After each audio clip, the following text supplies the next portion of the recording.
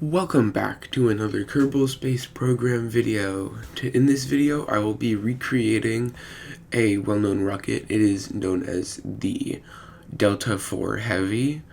It is designed to bring heavy payloads to low Earth orbit, or even sometimes solar orbit. This payload that I am currently building is the Parker Solar Probe, which was one of the actual Delta IV Heavy's payloads that it did bring into solar orbit. The purpose of the Parker Solar Probe is to observe the sun's corona, which is the outer layer. Not the outer layer. It's the when you see a picture of the sun, I'll overlay a picture of the sun to the screen. There's the actual sun. There's the ball of the sun, and then there's like this gaseous surrounding layer, and that's what the Parker Solar Probe is meant to observe.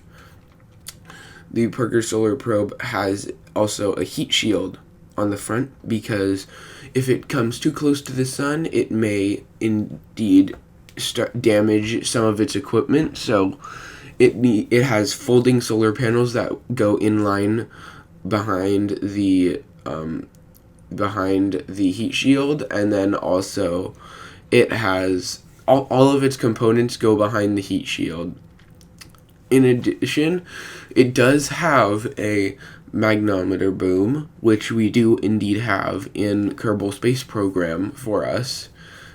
However, when I get to building this, I will cover more about the mistake I made with the magnometer boom when I get to it. So, I also added radiators there because originally, I think on the Parker Solar Probe, those were actually like a solar panel like cooling array, or a solar panel array, a smaller one. Those, due to the fact that this could get very close to the sun, I decided that it needs the radiators, otherwise it will probably destroy the craft on eventual passes.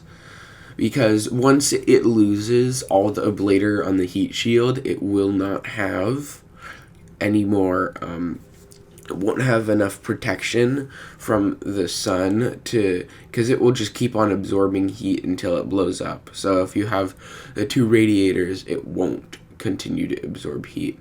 Now you see here, I've made a terrible mistake. I've forgotten to put a probe core in the Parker Solar Probe.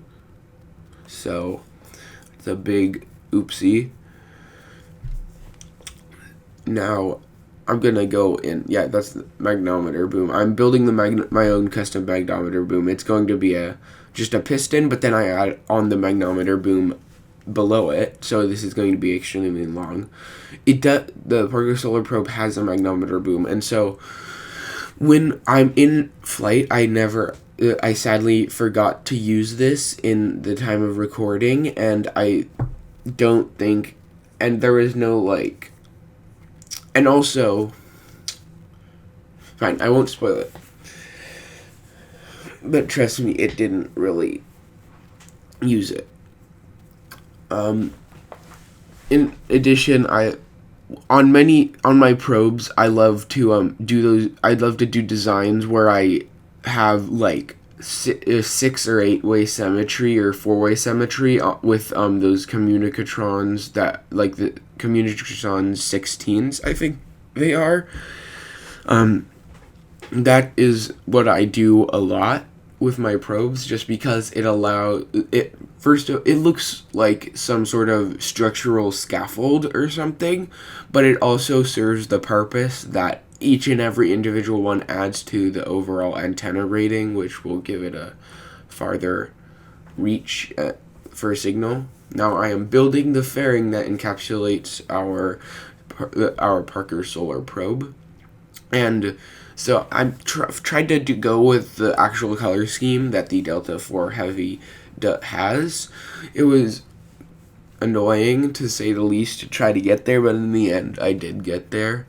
One of the things that I found annoying was the monopropellant tank, the 2.5 meter diameter monopropellant tank looks exactly like the Delta 4 Heavy part should, so I sort of wanted that, but it didn't work out in the end. In the end, I just used I used the 2.5 meter liquid fuel tank, the really short one, and then I used a 1.875 meter tank, I think it is, and then I used the Cheetah engine. As you can see, I'm going to build a truss structure between them, and this is just to make it look nice. There's really no purpose in that, really.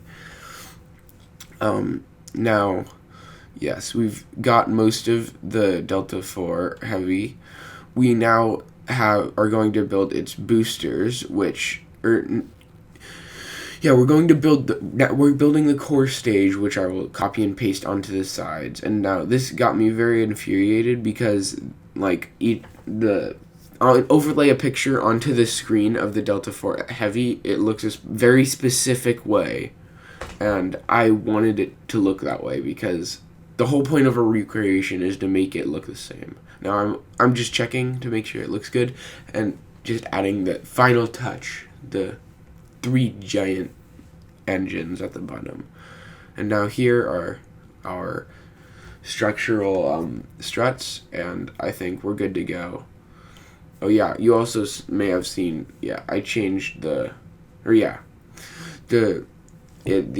overall color scheme looks pretty realistic. I had to go in here and modify something after a test flight. I realized it had no directional control, like no lock onto maneuver or anything, no prograde or retrograde, and that's annoying because it's just that tiny probe core. So please forgive me. I